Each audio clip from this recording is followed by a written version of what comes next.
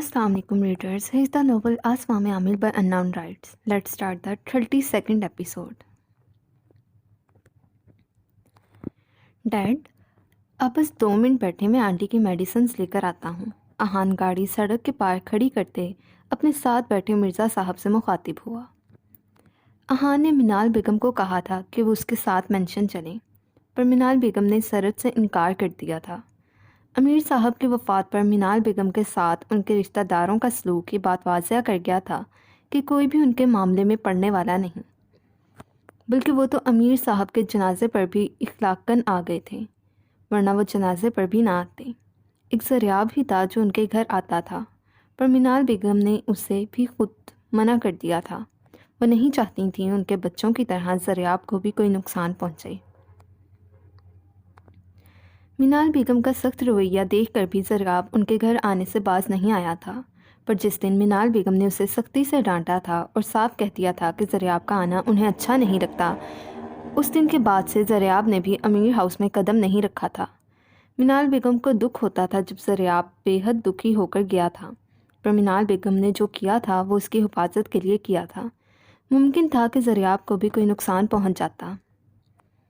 अच्छा, आराम से रोड क्रॉस करना, मिर्ज़ा साहब अपने खोबरू बेटे का शाना थपक कर बोले।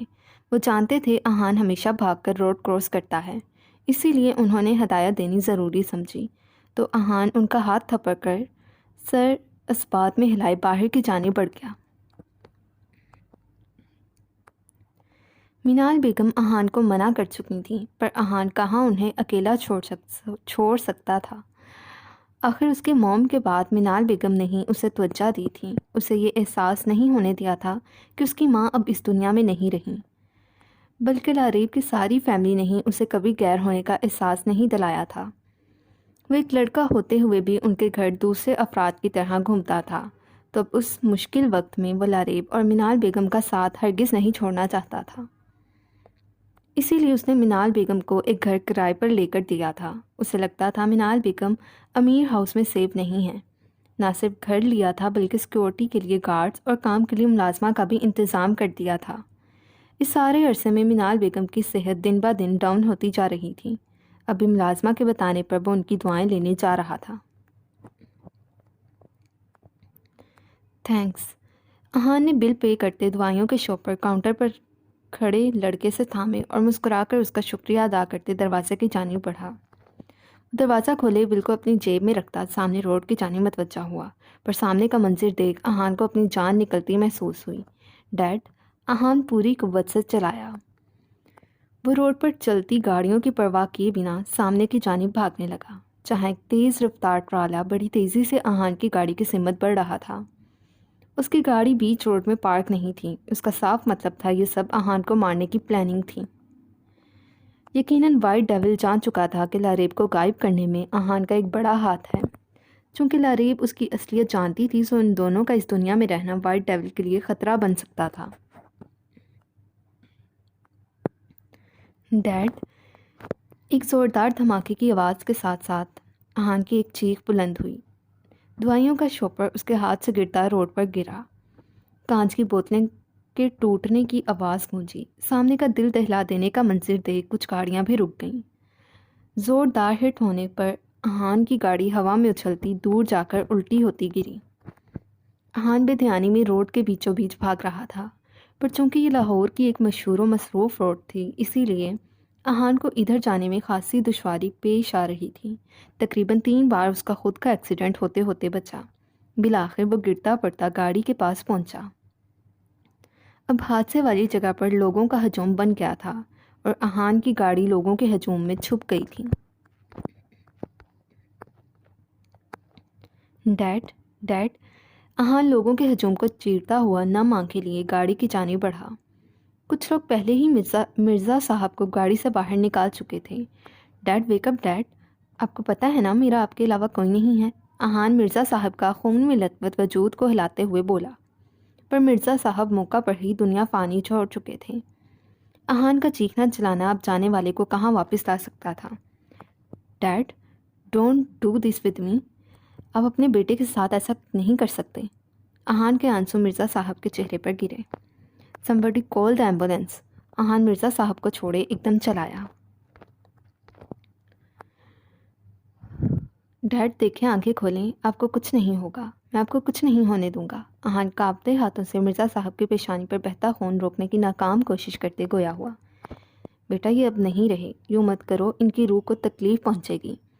एक बुज़ुर्ग से आदमी अहान के कंधे पर हाथ रखते बोले, देखें डैड, ये क्या कह रहे हैं? उठ जाए ना, मैं अकेला आपके बगैर कैसे रहूँगा?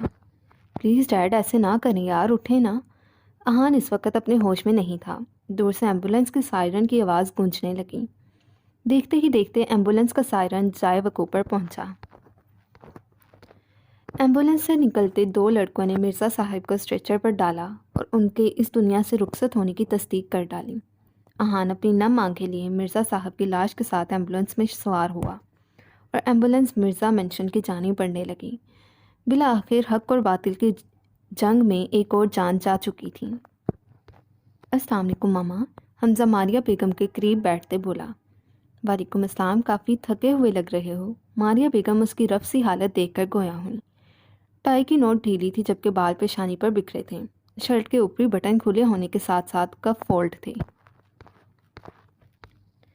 जी मामा, बस ऑफिस में आज काम ज़्यादा था। हमज़ा इधर उधर नज़रें घुमाए बोला। मामा, सना रूम में है क्या? घर में खामोशी पाकर हमज़ा गोया हुआ। इससे ये बात कुछ हज़म नहीं हो रही थी कि सना इतनी खामोशी इख्तियार कर ले। वो अपनी टिड्डी को अच्छी तरह जानता था। जिस तरह ज़बरदस्ती हमज़ा उसे यहाँ लेकर आया था, वो सुकून से हरगिज़ नहीं बैठने वाली थी। बेटा, वो घर नहीं है, मारिया बेगम अपने बेटे की जानिब देखते बोली, जिसकी पेशानी पर मारिया बेगम की बात सुनते साथ ही अनगिनत बल पड़ चुके थे। मामा, मैं उसका ख्याल रखने का आपको कहकर गया था, वो अब कहाँ गई है? हमज़ा अपना गुस्सा दबाता आहिस्तगी से बोला, पर अपने बेटे को शदीद गुस्से में होने का अंदाज़ा मारिया बेगम को उसके तने हुए असाब देख हो चुका था। बेटा, वो बहुत रो रही थी। तुम सुबह उसको लेकर आए थे, पर दोपहर होने को थी। ना तो वो कुछ खा रही थी, बस रो रो कर अपनी हालत ख़राब कर चुकी थी। उसकी एक ही रट थी, उसे यहाँ नहीं रहना, उसे अपने घर जाना है। उसकी बिगड़ती तबीयत को देख मैंने ड्राइवर के साथ वापस उसके घर भिजवा दिया था।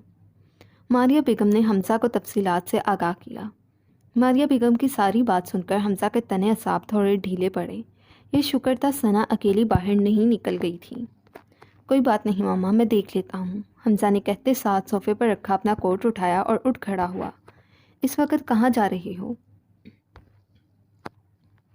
मारिया बेगम उसको खड़े होते कोट पहनते देख हैरत से बोली, आपकी बहू का दिमाग ठिकाने लगाने जा रहा हूँ। हमज़ा अपनी उंगलियां बालों में फेरे बाल सेट करते बोला, पर बेटा अभी आए हो, फ्रेश होकर खाना तो खा लो। मारिया बेगम थोड़ी फिक्रमंदी से बोली, अरे मामा, फ़िक्र ना करें, खाना मैं अपने ससुराल से खा लूँगा और आप मेरा इंतज़ार ना कीजिएगा, मैं आज रात उधर ही रुकूँगा। आप बेफिक्र होकर सो जाएं। हमज़ा मारिया बेगम को बाहों में लेता गोया हुआ। चलो खैरियत से जाओ और ख़बरदार जो मेरी बेटी के साथ सख्ती से पेश आए। मेरी मिजाल, जो आपकी सरफेरी बेटी को कुछ कहूँ, एक दफ़ा का कहा ही अभी तक भुगत रहा हूँ। मारिया बेगम कड़े तेवरों से बोली तो हमज़ा दोनों हाथ बुलंद किए बोला। मारिया बेगम हंस दी। अल्लाह हाफिज़, मैं अब चलता हूँ। हमज़ा अलविदाई कलमात कहता टेबल से अपना मोबाइल पकड़े बाहर की जाने बढ़ गया। सना अपने गिर्द चादर लपेटे बालकनी में खड़ी चांद को तकने में मसरूफ़ थी। सोची थी कि चांद छोड़ ही नहीं रही थी। वो खुली फ़ज़ा में लंबा सांस भरती खुद को पुरसकून किए रूम में जाकर ग्लास विंडो बंद कर गई। ज़्यादा स्ट्रेस उसकी सेहत के लिए ठीक ना था और वह ज़्यादा स्ट्रेस लेकर अपना कोई नुकसान नहीं करना चाहती थी। वो बेड पर बैठती शॉल साइड पर रखे लेटने की तैयारी में थी जब बाहर से आती आवाज़ों से उसे यूं लगा जैसे हमज़ा आया हो। फिर अपना ख्याल समझकर सर झटक कर रह गई। वो हमज़ा को इतना सोच रही थी कि अब उसे हमज़ा की आवाज़ें भी सुनाई देने लगी थीं। वो सर झटक कर रह गई। सना ने साइड टेबल से पानी भरा जग उठाकर कुछ पानी ग्लास में उंडेला और घूंट घूंट करती पीने लगी। अभी उसने बामुश्किल 2 घूंट ही भरे होंगे जब दरवाज़ा खुलकर बंद होने की आवाज़ पर वो जल्दी से पीछे मुड़ी। हमज़ा को डोर लॉक करते देख वो बुखलाकर खड़ी हुई। आप यहाँ क्या कर रही हैं? सना के हलक से घुटी घुटी आवाज़ निकली। ثنا کی مدھم سی آواز سن کر حمزہ اس کی جانب مڑا اور بنا کچھ بولے اپنا کوٹ اتارتا بیڈ پر اچھال گیا۔ ثنا آنکھیں کھولے اسے دیکھنے لگی جو کوٹ کے بعد اپنی ٹائی کھینچ کر اتارتا بیڈ کی جانب اچھال گیا۔ ثنا نے 2 قدم پیچھے لیے۔ حمزہ کے ارادے کچھ ٹھیک نہیں لگ رہے تھے۔ حمزہ اب اپنی شرٹ کی بٹن کھولتا چھوٹے چھوٹے قدم اٹھائے ثنا کی جانب بڑھنے لگا۔ حمزہ یہ کیا کر رہے ہیں؟ ثنا گھبرا کر بولی جب حمزہ ایک ہی جست میں اپنی شرٹ اتار کر نیچے پھینک دے تیزی سے ثنا کی جانب لپکا۔ ثنا اسے اپنی جانب تیزی سے بڑھتے دیکھ ڈر کر دیوار کے ساتھ لگی۔ وہ اتنی پھرتی سے ثنا کی جانب پہنچا تھا کہ اسے بھاگنے کا موقع بھی نہ مل سکا۔ منع کیا تھا نا کہ گھر سے باہر نہیں نکلنا۔ حمزہ اس کے ارد گرد ہاتھ ٹکائے اس کے ستے ہوئے چہرے کو دیکھ کر بولا۔ حمزہ کو اپنے قریب محسوس کرتے ثنا کی کیفیت عجیب ہونے لگی۔ وہ نظریں اٹھائے حمزہ کی جانب دیکھنے لگی۔ میں آپ کے حکم کی پابند نہیں۔ ثنا اس کی آنکھوں میں آنکھیں ڈالے چبا چبا کر بولی تو حمزہ کے چہرے پر اسرار سے مسکراہٹ بکھر گئی۔ اگلے ہی لمحے ثنا حمزہ کے مضبوط بازوؤں میں تھی۔ کیا ہے بار بار کیوں چھوتے ہیں مجھے؟ حمزہ کے بیڈ پر لٹانے کے بعد ثنا بیٹھتی بدک کر دور ہوتے ہوئے بولی کیونکہ میں حق رکھتا ہوں۔ حمزہ نے کہتے ساتھ اسے ایک بار پھر بیڈ پر پٹکا اور اس کے اوپر گھنی گھٹا کی طرح چھا گیا۔ تمہارا دماغ کچھ زیادہ ہی خراب نہیں ہو گیا مسز؟ اسے ٹھکانے پر لانا پڑے گا۔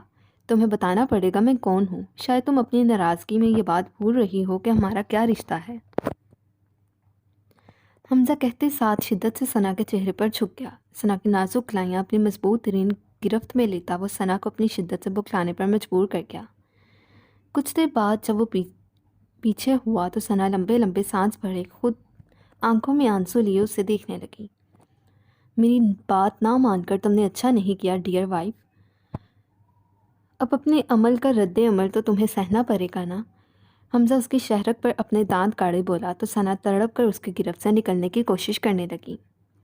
اتنی مشکل سے میں نے تمہیں ڈھونڈا تھا۔ تمہارے دور رہنے سے میں اتنی تکلیف میں رہا اور تم مجھ سے دور ہو کر ایک بار پھر مجھے تکلیف دینے کے لیے یہاں چلی آئی۔ حمزہ نے کہتے ساتھ اس کی گال کو نشانہ بنایا۔ ثنا کے آنسو بہنے لگے۔ پلیز چھوڑ دیں۔ ثنا اپنے بدن پر اس کی شدت بھرے لمس محسوس کرتے تڑپتی ہوئی بولی آئی ایم سوری، پلیز آئندہ آپ کی بات مانوں گی۔ حمزہ کی بے باک جزارتیں تڑپ کر برداشت کرنے کے بعد اسے جارحانہ انداز سے اپنی ہر حد پار کرنے کی در پر دیکھ وہ روتے ہوئے بولی۔ یہ رونا اسے حمزہ کی قربت سے نہیں بلکہ اس کے لمس محسوس کر کے آ رہا تھا جن میں آج ذرا بھی نرمی نہیں تھی۔ آئندہ مجھے چھوڑ کر جانے کا نام لوگی؟ حمزہ سر اٹھائے اس کی آنسوں سے بھری آنکھوں میں دیکھتے استفار کرنے لگا۔ نہیں۔ ثنا نفی میں سر ہلاتے آنسو بہاتے ہوئے بولی وعدہ کرو آئندہ مجھ سے دور نہیں جاؤ گی۔ حمزہ کا لہجہ سنجیدہ تھا۔ ثنا کو ایک بار پھر حمزہ میں وہی اس کا آفس والا سڑو ہٹلر بوس والی جھلک نظر آئی۔ وعدہ۔ ثنا اس بات میں سر ہلاتے ہوئے بولی تو حمزہ اپنے دیے گئے نشانوں پر نرمی سے اپنے لبوں کا مرہم رکھنے لگا۔ حمزہ کا نرم لمس محسوس کر کے ثنا نے اپنی آنکھیں موندیں۔ کچھ دیر ثنا کو اپنے لمس سے مہکانے کے بعد وہ اس کے قریب ہی آ کر لیٹتے اس کا سر اپنے سینے پر رکھ گیا۔ سڑو، ہٹلر، کڑوا کریلا، ثنا اپنے آنسو صاف کرتے بڑبڑائی۔ اس کی بڑبڑاہٹ سن کر حمزہ نے لب دبا کر اپنا قہقہا روکا۔ کھانا کھایا تھا؟ حمزہ اس کے بال سہلاتے اس کے گرد اپنی باہوں کا حصار بناتا بولا، ذرا روب سے بولا۔ جی کھایا تھا۔ ثنا اس کے سینے پر سر رکھے ہی بولی، کل ڈاکٹر کے پاس اپوائنٹمنٹ ہے، جانے کے لیے تیار رہنا، اور اگر کوئی ڈرامہ کیا نا بہت برا پیش آؤں گا۔ حمزہ نے کہتے ساتھ اس کے بالوں پر لب رکھے۔ جی ٹھیک ہے، ثنا نے شرافت سے جواب دیا۔ چلو سو جاؤ اب، تمہیں پتہ ہے مجھے تمہارے بغیر نیند نہیں آتی۔ پھر مجھے چھوڑ کر جانے کی بات کرتی ہو۔ اس بار تو تمہیں بخش دیا، پر اگر اگلی بار تم نے ایسی کوئی حرکت کی یا مجھے چھوڑ کر جانے کا کہا تو بہت برا حشر کروں گا۔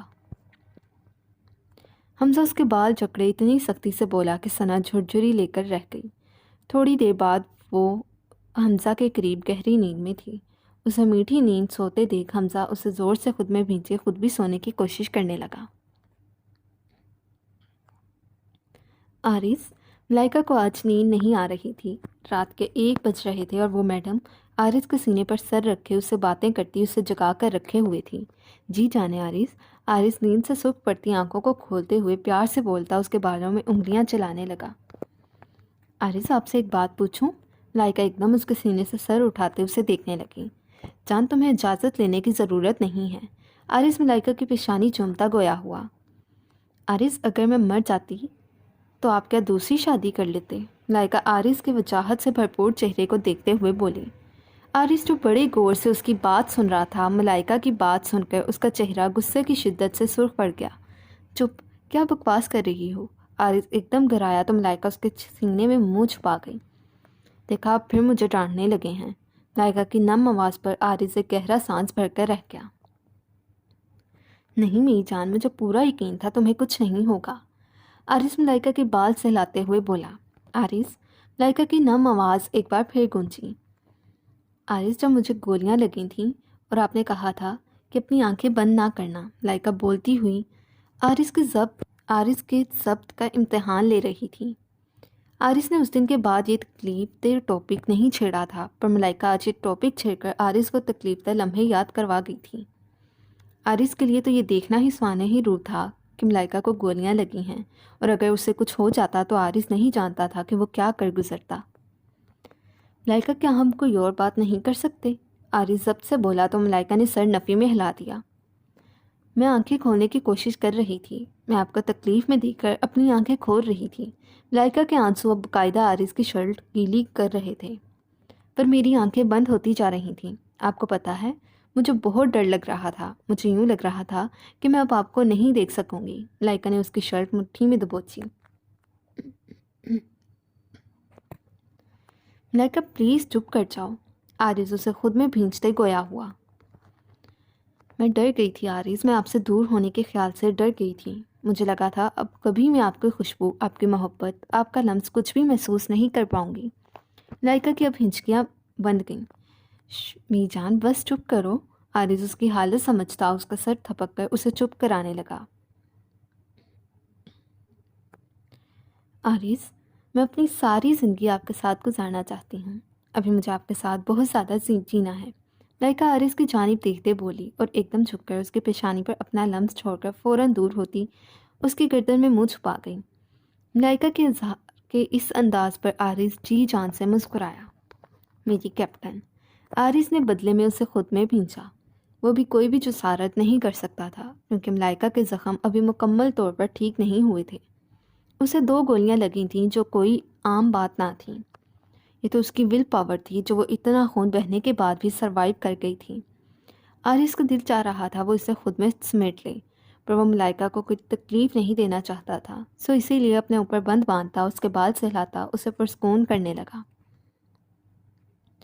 थोड़ी देर बाद ही वो पुरस्कून होती नींद की वादियों में उतर चुकी थी। आरिस ने मुस्कुराकर उसकी पेशानी चूमी और आंखें मूंदता खुद भी सोने की कोशिश करने लगा। अहान की गाड़ी घर के सामने जाकर रुकी। ईशा तो बस इस महबूद करने वाले मंजर को देख रही थी। तवील सड़कें सफ़ेद बर्फ़ से ढकी हुई थीं। घर की छतें सफ़ेद थीं, हत्ता के दरख्त भी खुद पर बर्फ़ की सफ़ेद चादर ओढ़े हुए थे। अहान गाड़ी से उतरा। इतनी देर में मुलाजिम भी घर से बाहर आकर अहान को सलाम करता गाड़ी से सामान निकालने लगा। इतनी देर में ईशा भी गाड़ी का दरवाज़ा खोले बाहर आ चुकी थी। गाड़ी से बाहर निकलते ही इस बाहर की ठंड एक बार फिर कांपने पर मजबूर कर गई। उसने भी इख्तियार ही अपने दोनों हाथ रगड़े। चलो अंदर आओ, ठंड लग जाएगी। अहान उसके ग्लव्स के बगैर हाथ देकर बोलता हुआ उसे अंदर ले गया। मुलाजिम सूट केस कमरे में रखते बाहर जा चुके थे। अब घर में अहान और उसका भालू ही था। ये रूम है, जाओ भालू, फ्रेश होकर आओ। सारी चीज़ें तुम्हें रूम में मिल जाएंगी, फिर खाना खाते हैं। अहान उसके गाल खींचता अपने रूम की जानिब इशारा किए गोया हुआ और उल्टे कदम लेता किचन की जानिब बढ़ने लगा, जब ईशा ने जल्दी से उसके बाजू की साइड की शर्ट को जकड़ा। मैं अकेली नहीं जाऊंगी, ईशा डर कर बोली। क्यों? अहान ने हैरत से उसकी जानिब देखा। जो मासूम सी सूरत बनाई Ahaan Mirza silent storm gang के स्पार्क लीडर का दिल लूट गई थी। مجھے ڈر لگتا ہے، آپ میرے ساتھ چلیں۔ عشا اب اس کا مضبوط بازو تھام چکی تھی۔ یہ نئی جگہ کا اثر تھا، اسی لیے وہ اکیلی جانے سے ڈر رہی تھی۔ احان نے آئی برو اٹھا کر اس کی جانب دیکھا۔ آپ نے کہا تھا مجھے نہیں ڈانٹیں گے۔ احان کی حرکت پر عشا نے انگلی اٹھا کر اسے یاد کروایا تو احان مسکرا دیا۔ چلو آؤ، وہ عشا کو کہتے ساتھ ہی آگے بڑھ گیا، جبکہ عشا کا ہاتھ اب بھی احان کے بازو سے لپٹا تھا۔ عشا واش روم کی جانب بڑھی اور احان بیڈ پر بیٹھتا موبائل یوز کرتے عشا کے آنے کا ویٹ کرنے لگا۔ کچھ دیر بعد عشا دھلے دھلائے چہرے کے ساتھ باہر نکلی۔ احان کی نظریں اس کے شفاف چہرے پر ٹھہر سی گئیں۔ وہ موبائل اپنی جینز کی پاکٹ میں رکھتا اس کی جانب بڑھنے لگا۔ عشا کنفیوز سی ہوتی انگلیاں چٹکانے لگیں۔ میرا بھالو، احان نے جھک کر اس کی پیشانی پر عقیدت سے اپنی مہر ثبت کی۔ اپنی نازک سی انگلیوں پر اتنا ظلم نہ کیا کرو۔ احان نے اس کے ہاتھ کی چھوٹی چھوٹی سرخ و سفید انگلیاں تھامے اپنے لبوں سے لگائیں۔ عشا مزید کنفیوز ہوئی۔ اچھا آ جاؤ کھانا کھائیں۔ احان نے ایک بار پھر اس کی گال کو نشانہ بنایا اور اس کا ہاتھ تھامتا باہر بڑھ گیا۔ ڈائننگ ٹیبل پر رکھی فش دیکھ عشا کا رنگ ایک دم اڑا۔ اسے کچھ چیزیں پسند نہیں تھیں جن میں بھنڈی اور فش ٹاپ لسٹ پر تھیں۔ احان کو دیکھ وہ بھی کرسی گھسیٹ کر بیٹھ گئی۔ احان نے اس کی جانب دیکھا جو منہ کے زاویے بنا رہی تھی۔ عشا کھانا شروع کرو۔ احان اسے یوں ہی بیٹھے دیکھ بولا۔ عشا نے اری رنگت کے ساتھ احان کو دیکھا جو بڑی رغبت سے فش کھانے میں مصروف تھا۔ مجھے بھوک نہیں ہے۔ عشا کی آواز میں لڑکھڑاہٹ محسوس کر کے احان سارا معاملہ سمجھ چکا تھا۔ میرے بھالو کو فش نہیں پسند تو پھر کیا کھائے گا میرا بھالو؟ احان کے نارمل انداز میں بولنے پر اس نے حیرت سے احان کی جانب دیکھا۔ جب احان نے اپنی مسکراتی ہیزل بلو آئیز ایک دم اٹھائیں، عشا سٹ پٹا کر نسیں جھکا گئی۔ مجھے وہ پاستا کھانا ہے۔ عشا نظریں جھکائے ہوئے ہی بولی تو احان آخری بائٹ لیتا، ٹیشو اٹھائے اپنے ہاتھ صاف کر کے کھڑا ہوتا اس کی جانب بڑھنے لگا۔ احان کے کھڑے ہونے پر عشا بھی کھڑی ہو گئی۔ جب احان ایک دم آگے بڑھتا اسے اپنی باہوں میں اٹھائے کچن کی جانب بڑھنے لگا۔ تم کچھ کھاتی نہیں ہو کیا؟ احان اس کے وزن کو مد نظر رکھتے ہوئے بولا۔ کھاتی ہوں، عشا اسے دیکھتی ہوئی حیرت سے بولی۔ اپنے جتنا ہی کھاتی ہو تبھی تو اتنی ہلکی سی ہو۔ احان نے اسے سلیب پر بٹھایا اور پہلے کی طرح اس کے لیے پاستا بنانے لگا۔ ہان، عشا کے منہ سے بے ساختہ پھسلا۔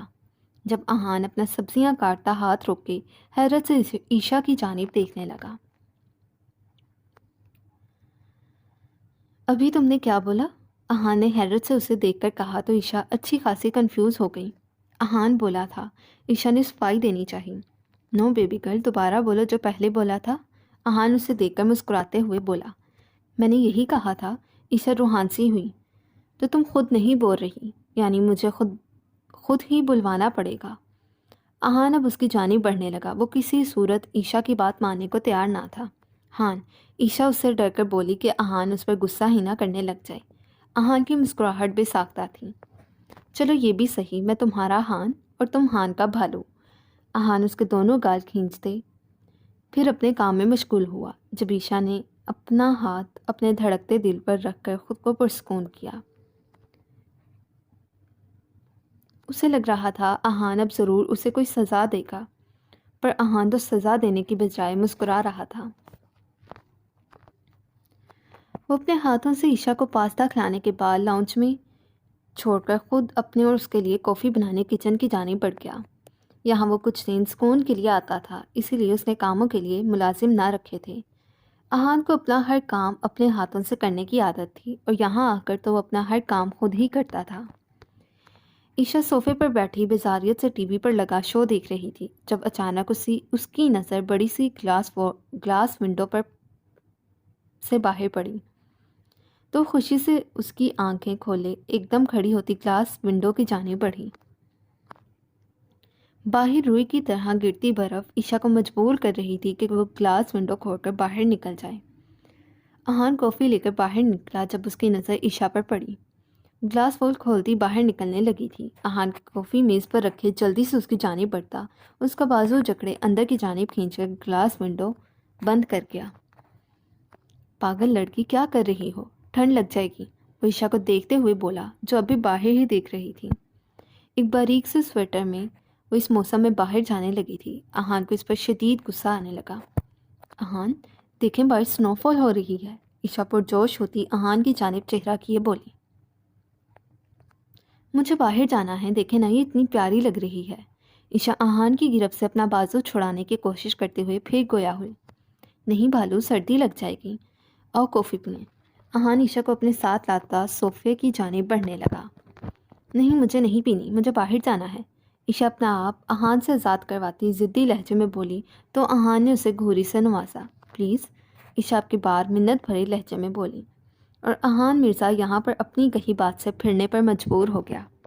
اوکے چلتے ہیں، اہان کے کہتے ساتھ وہ ایک دم خوشی سے دمکتے چہرے کے ساتھ گلاس ونڈو کی جانب بھاگی۔ جب پھرتی سے اہان نے اس کا بازو تھام کر اسے صوفے پر بٹھایا، اس کا دل کیا وہ اپنا سر پیٹ لے۔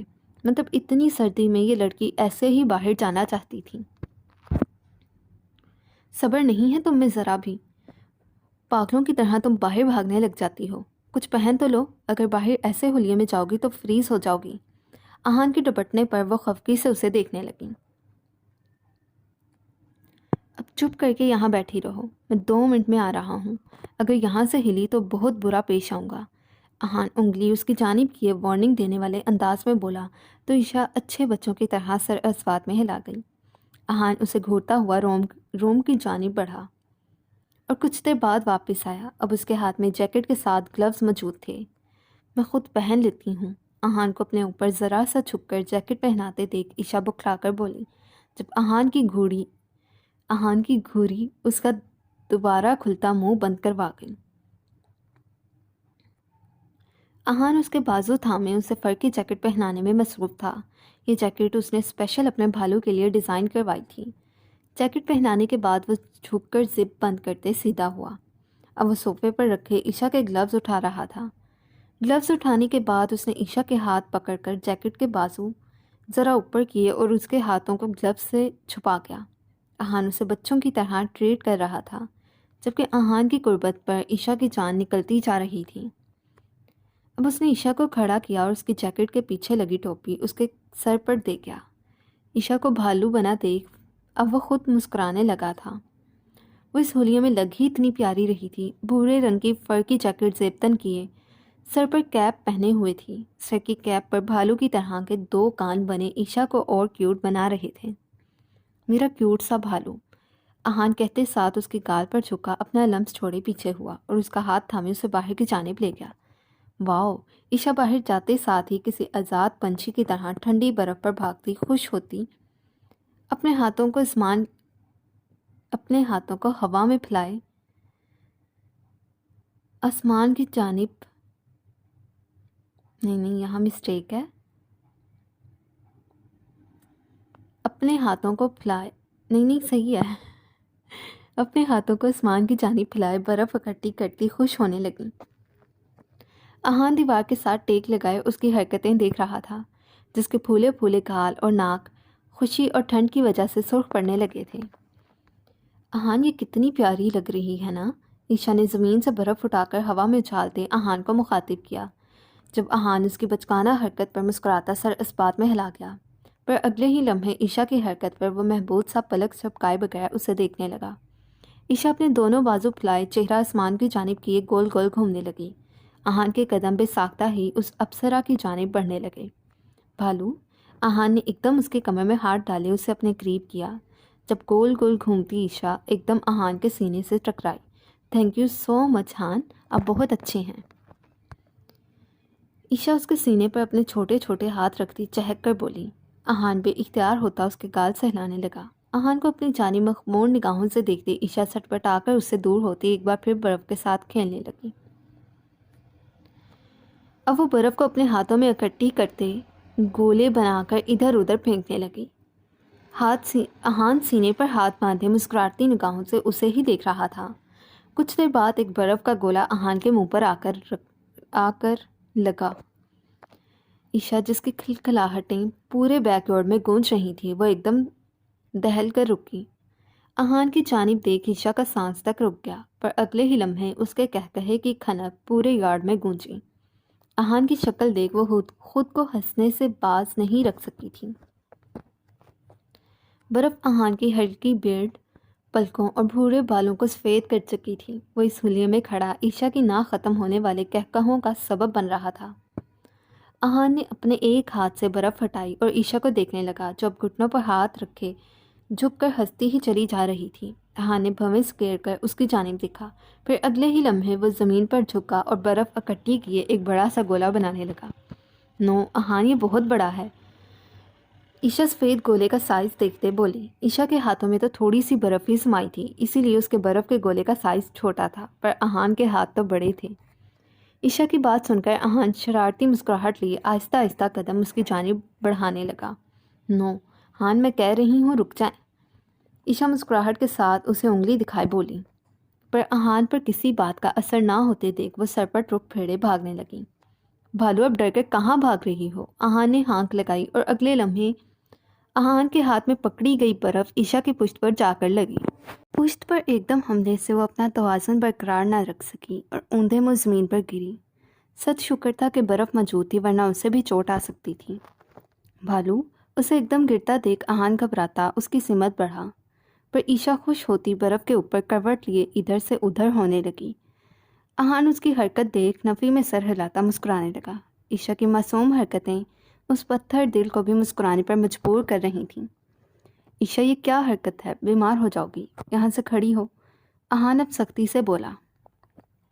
چلو بہت دیر ہو گئی ہے، اب اندر چلیں۔ احان نے پھر اسے پکارا، جو احان کا نوٹس ہی نہیں لے رہی تھی۔ نہیں، مجھے ابھی نہیں جانا، عشا ضدی لہجے میں بولتی پھر اپنا مشغلہ شروع کر گئی۔ تم یہاں آ کر کچھ زیادہ نہیں بولنے لگ گئی؟ احان نے آئی برو اٹھائے استفار کیا۔ ہاں تو آپ میرے دوست ہیں، آپ نے خود دوستی کی ہے، عشا سیدھا لیٹتے ہوئے اپنے سامنے کھڑے احان کو دیکھتے ہوئے بولی۔ عشا، میرا پیارا بھالو، چلو اور شاباش اندر چلیں۔ احان نے اپنا بھاری ہاتھ اس کی جانب بڑھایا۔ عشا 2 سیکنڈ اس کا ہاتھ دیکھتی رہی، پھر اپنا ننھا ہاتھ اس کے بھاری ہاتھ پر رکھے اترنے لگی۔ جب فرش پر ہوتی پھسلن کی وجہ سے احان کا پاؤں ایک دم سلپ ہوا۔ احان کے سلپ ہونے کی وجہ سے عشا بھی اپنا توازن برقرار نہ رکھ سکی۔ احان نے جلدی سے اس کی کمر میں ہاتھ ڈالے، اس کا رخ بدلا، دونوں ایک دم ہی اوپر نیچے برف پر گرے۔ احان نے عشا کا سر اپنے مضبوط ہاتھوں سے کور کیا، اسے ڈر تھا گرنے کی وجہ سے عشا کو چوٹ نہ لگ جائے۔ رخ وہ پہلے ہی بدل چکا تھا، کیونکہ وہ جانتا تھا اس کی نازک سی جان اس کا وزن ہرگز برداشت نہیں کر پائے گی، اور احان جیسے باڈی بلڈر کے عشا کے اوپر گرنے سے یقیناً اس کی 1-2 ہڈیاں لازم ٹوٹ جانی تھیں۔ عشا نے اپنا سر اٹھا کر احان کو دیکھا، جو بڑی فرصت سے اسی کو دیکھ رہا تھا۔ اندر چلیں؟ احان کی آنکھوں میں جلتے دیے دیکھ عشا گھبرا کر بولی۔ اتنی جلدی بیبی گرل؟ ابھی تو تم نے یہاں رکنا تھا۔ احان مائی خیزاں مسکرا کر بولا تو عشا اس سے دور ہونے کی کوشش کرنے لگی۔ احان نے اس کی پتلی سی نازک کمر میں اپنے بازو سختی سے حائل کیے اور اسے اوپر کی جانب کھینچا۔ عشا کا چہرہ اب احان کے چہرے کے اوپر بے حد قریب تھا، وہ احان کی گرم سانسیں اپنے لبوں پر محسوس کر رہی تھی۔ احان کا خود کو کنٹرول رکھنا مشکل ہونے لگا، وہ بے اختیار اس کا سر پکڑے اس کا چہرہ خود پر جھکا کر اپنی شدتیں لوٹانے لگا۔ احان کی شدت بھرے لمس پر عشا کی دھڑکنیں مدھم پڑنے لگیں، جبکہ احان کے جنونی لمس پر عشا ہولے ہولے کپ کپانے لگی۔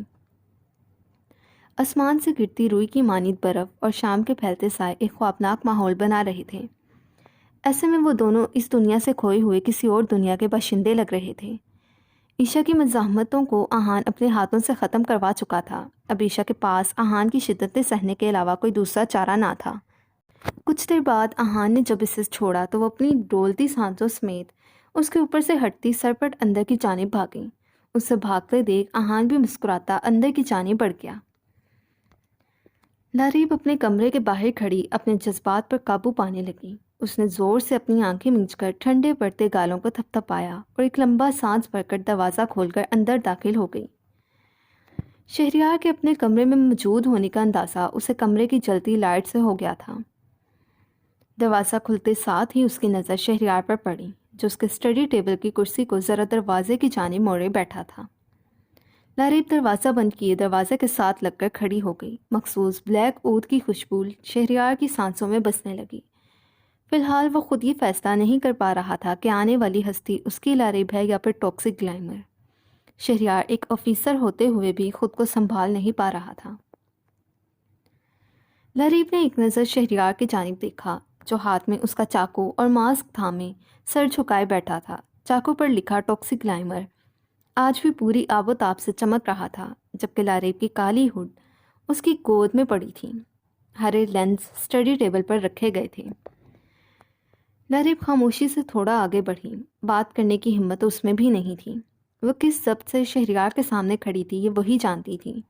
شہریار نے اپنی سرخ ہوتی آنکھیں اٹھائیں۔ شہریار کی گہری کالی آنکھوں کو اس حال میں دیکھ لریب کا کلیجہ کٹ کر رہ گیا۔ وہ رویا تھا۔ ہاں، اس کی آنکھیں بتا رہی تھی کہ میجر شہریار اپنے عشق کے ماتم میں رویا تھا۔ لریب، شہریار کی آواز بہت زیادہ بھاری ہو چکی تھی۔ لریب کی نگاہیں جہاں پہلے شہریار کے لیے جذبات تھے، اس کے لیے فکر واضح تھی، شہریار کے پکارنے پر بے رنگ سپاٹ ہو چکی تھیں۔ وہ سرد نگاہوں سے شہریار کو دیکھ رہی تھی، جیسے اس کو جانتی ہی نہ ہو۔ میں تمہاری حقیقت سے واقف تو ہو چکا ہوں، پر پھر بھی ایک بار تمہارے منہ سے اس سب کی سچائی سننا چاہتا ہوں۔ کیا جو مجھے نظر آ رہا ہے وہ درست ہے؟ شہریار سرخ آنکھ کے لیے ارد گرد بکھرا ٹاکسک گلائمر کا سامان کی جانب اشارہ کرتے ہوئے بولا۔ شہریار ضبط کے کڑے مراحل پر تھا۔ Oh, finally! Major Shahryar top secret agent toxic glamour, یعنی مجھے ڈھونڈنے میں کامیاب ہو ہی گئے۔ لریب تمسخر اڑاتے اس قدر زہریلے لہجے میں پھنکارے کہ شہریار خالی خالی نگاہوں سے اسے دیکھنے لگا۔ لریب کا لہجہ، اس کا انداز بالکل الگ تھا۔ یہ اس کی لریب نہیں تھی۔ اس کے سامنے تو ٹاکسک گلائمر کھڑی تھی۔ ویسے میجر صاحب، آپ کو نہیں لگتا آپ نے مجھے ڈھونڈنے میں خاصی دیر لگا دی، اور میں آپ کے سامنے ہوتے ہوئے بھی اپنی خدمات سے انجام دیتی رہی؟ لریب زہریلی مسکراہٹ سے مسکراتی گویا ہوئی۔ میں نے تو سنا تھا میجر شہریار بڑی کوئی توپ چیز ہے، پر ہائے رے یہ عشق، اس میجر کو بھی لے ڈوبا۔ لریب نے کہکہا لگایا۔ کیسا لگا میرا سرپرائز میجر؟ لریب اس کی آنکھوں میں اپنی سرخ پوری آنکھیں گاڑے بولی۔ میں نے تمہیں وارن کیا تھا میجر، میں نے کہا تھا مجھ سے دور رہو، پر تم خود ہی اپنا دل ہتھیلی پر رکھے مجھے پیش کر رہے تھے۔ پھر میں تو ہوں ہی لوگوں کے خون کی پیاسی، تمہارے دل، تمہارے ارمانوں، حتیٰ کہ جذبات کا بھی خون کر دیا۔ لریب کا ایک کہکہا کمرے میں گونجا۔ دیکھو ذرا خود کو آئینے میں تو دیکھو، کیسے مجنون جیسی حالت ہو گئی ہے، وہ بھی اس مجرم کے پیچھے جس کا کیس تم سالو کر رہے ہو۔ لریب کا مسکراتا تمسخر اڑاتا لہجہ شہریار کو اندر تک توڑ گیا۔ کیوں لریب، ایسا کیوں کیا؟ شہریار سخت ترین لہجے میں گرایا۔ ٹاکسک گلائمر بننے کی بات کر رہے ہو یا تمہیں دھوکہ دینے کی بات کر رہے ہو؟ لریب آگے کو جھکتی رازدارانہ انداز میں شیطانی مسکراہٹ سے بولی۔ شہریار ایک دم طیش میں آتا لریب کا گلا جکڑ کر اسے دیوار کے ساتھ لگا گیا۔ لریب کے گلے پر شہریار کے ایک ہاتھ کا دباؤ بڑھتا چلا جا رہا تھا۔ آکسیجن کی قلت کی وجہ سے لریب کا چہرہ سرخ پڑتا جا رہا تھا۔ وہ بنا مزاحمت کیے کھڑی رہی۔ اس کے لیے شہریار کی گرفت سے آزاد ہونا بڑی بات نہ تھی، پر وہ تو خود ہی اس گرفت سے آزاد نہیں ہونا چاہتی تھی۔ لریب کو تقریباً بے ہوش ہوتے دیکھ شہریار نے اسے ایک جھٹکے سے دور پھینکا۔ دھکا اتنا زور آور تھا کہ لریب کا سر ساتھ رکھ کے ڈریسنگ ٹیبل سے ٹکرایا اور اس کی پیشانی سے خون کی لکیریں بہنے لگیں۔ اب وہ زمین پر گری، اپنا گلا پکڑے کھانسنے کے ساتھ ساتھ لمبے لمبے سانس بھرنے لگی۔ ٹاکسک گلائمر، تم دیکھتی جاؤ، میں تمہیں چھوڑوں گا نہیں، شہریار اس کے بالوں سے جکڑتا کھڑا کرتا دیوار میں مارے بولا۔ لریب نے اب بھی کوئی مزاحمت نہیں کی۔ میرا تم سے وعدہ ہے کہ میجر شہریار ہی تمہیں پھانسی پر لٹکائے گا۔ شہریار لریب کی آنکھوں میں آنکھیں ڈالے اس کے چہرے پر گرایا۔ لریب مسکرائی۔ اس کے چہرے سے مسکراہٹ اب بھی غائب نہیں ہوئی تھی۔ جس وحشی پن سے تم دوسروں کو مارتی ہو، اس سے کئی زیادہ بدترین حال تمہارا نہ کیا تو میں اپنی ڈیوٹی کے لیے خود کو نااہل سمجھوں گا۔ لریب خاموش نظروں سے اپنے بے حد قریب کھڑے شہریار کو دیکھنے لگی، جو ایک ایک لفظ چھپا چھپا کر ادا کر رہا تھا۔ اس کے لفظوں سے نکلتی نفرت بھری آگ لریب کے جسم کے آر پار ہونے لگی۔ تمہاری قبر میں خود کھودوں گا، اور تمہیں اپنے ہاتھوں سے ہی قبر میں نہ اتارا تو میرا نام بھی شہریار رحیم نہیں۔ شہریار اس کا جبڑا جکڑے بولا۔ غصے اور بے بسی کی شدت سے اس کی سانسیں بہت تیز ٹر رہی تھیں۔ کدھر دفناؤ گے؟ لاریب خالی خالی آنکھوں سے اسے دیکھ کر بولی۔ میرا بس چلا تو تمہارے ٹکڑے ٹکڑے کر کے چیل کووں کو کھلانے سے بھی گریز نہیں کروں گا، اور تم دفنانے کی بات کر رہی ہو؟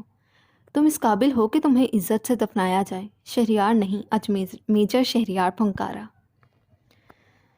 چلو، اگر میرے جسم کے ٹکڑوں میں سے چیل کووں کو ڈالنے کے بعد بھی کوئی ہڈیاں بچ جائیں تو انہیں میرے پیاروں کی قبروں کے ساتھ دفنا دینا۔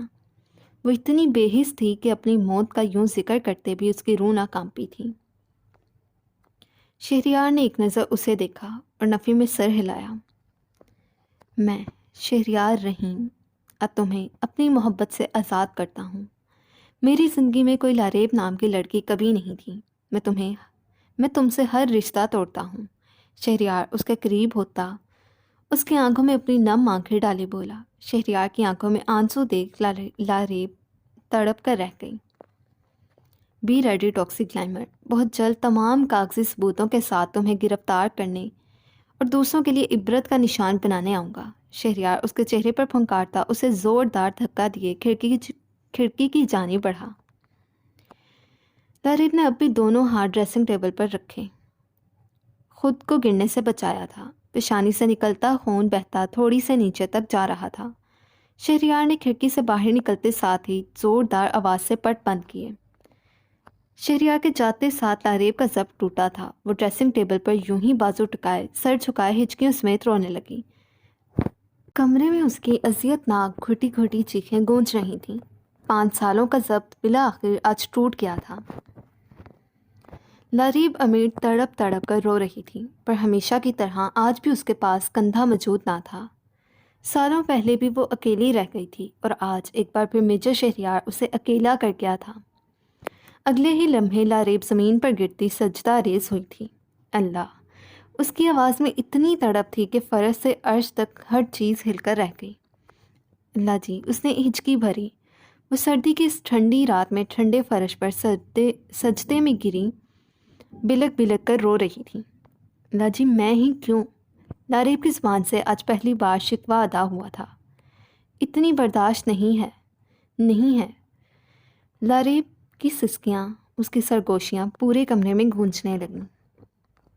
میں ڈرتی تھی اللہ جی، میں اسی دن سے ڈرتی تھی۔ لاریب نے سجدے میں ہی اپنے دونوں ہاتھ سر پر رکھتے اپنے بال جکڑے۔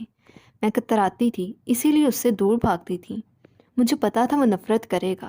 لاریب اذیت سے گھٹی گھٹی آواز میں چیخی۔ کیوں اس کی محبت میرے دل میں ڈال دی؟ وہ سجدہ ریز ہوئے اپنی بربادی کا سوال کر رہی تھی۔ میں تو پہلے ہی اپنوں کی جدائی سہ کر مرنے کے در پر ہوں۔ لاریب کی اذیت ناک سرگوشی ایک بار پھر کمرے میں گونجی۔ بس کر یا خدا، بس کر۔ میرا امتحان اب ختم کر دے۔ میں تیرے آگے ہاتھ جوڑتی ہوں، میرا امتحان ختم کر دے۔ میری دن رات کی اذیت ختم کر دے۔ وہ اذیت کی انتہا کو پہنچتی سجدے میں ہی اپنے دونوں ہاتھ جوڑ گئی۔ مجھ میں اور ہمت نہیں ہے، لاریب سسکی۔ میں مر رہی ہوں، میں مر چکی ہوں، مجھے نجات دلا دے۔ لاریب چیختے ہوئے بولی۔ نہ جانے کتنی دیر آنسو بہانے کے بعد بھی اس کے دل کا درد کم نہیں ہو رہا تھا۔ تم اس قابل ہو کہ تمہیں عزت سے دفنایا جائے؟ شہریار کے سخت الفاظ یاد کرتے لاریب ایک بار پھر چیخ چیخ کر رونے لگی۔ لا جی!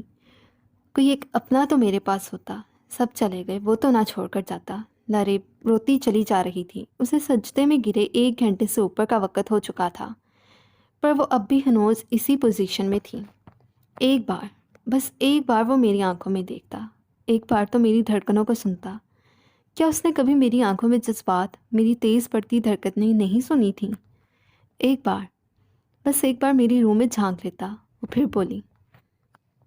آپ تو جانتے تھے نا، آپ سب جانتے تھے، پھر اس کے لیے میرے دل میں اتنی محبت کیوں ڈال دی؟ کیوں اسے میرے لیے اپنی ذات سے بھی زیادہ اہم کر دیا؟ لاریب وقفے سے کبھی سرگوشیاں کرتی تو کبھی چیخ کر رونے لگ جاتی۔ کمرے کی ہر چیز اس کے غم میں ماتم کنا تھی۔ یہ آگے سونگ آپ خود ہی پڑھ لیجئے گا۔